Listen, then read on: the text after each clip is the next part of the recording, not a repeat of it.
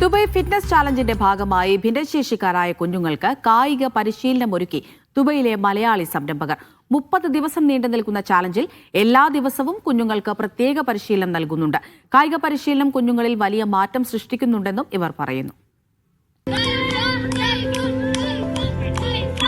എല്ലാവരെയും ഉൾക്കൊള്ളുക എന്ന Dubai കിരീടാവകാശിയും UAE പ്രതിരോധ മന്ത്രിയുമായ ഷെയ്ഖ് ഹംദാന്റെ ആശയമാണ് ദുബായ് ഫിറ്റ്നസ് ചാലഞ്ച് എന്ന മുന്നേറ്റത്തിന് പിന്നിൽ. ആ ആശയത്തോടൊപ്പം നിന്ന് നിശ്ചയദാർഢ്യ വിഭാഗത്തിലെ കുഞ്ഞുങ്ങളെയും ചലഞ്ചിന്റെ ഭാഗമാക്കുകയാണ് മലയാളികൾ നയിക്കുന്ന സ്പീച്ച് ക്ലിനിക് ദുബായ്.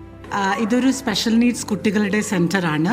ഇത് ഇൻക്ലൂസീവ് ആക്കാൻ പറ്റിയതിൽ ഞങ്ങൾക്ക് ഒത്തിരി സന്തോഷമുണ്ട്. അറൗണ്ട് 400 സ്പെഷ്യൽ നീഡ്സ് കുട്ടികളുണ്ട്. അപ്പോൾ തെറപ്പി എന്ന് പറയുമ്പോൾ യൂഷ്വലി ടേബിൾ ചെയർ ബൗണ്ടഡ് ആണ്. It's A restricted area.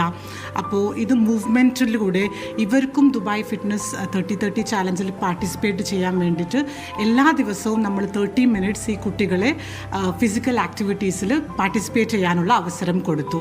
എല്ലാ ദിവസവുമുള്ള കായിക പരിശീലനം കുഞ്ഞുങ്ങളിൽ വലിയ മാറ്റം സൃഷ്ടിക്കുന്നുണ്ടെന്നും ഇവർ പറയുന്നു. 1 month they have shown tremendous progress in their attention, motor coordination and also focus.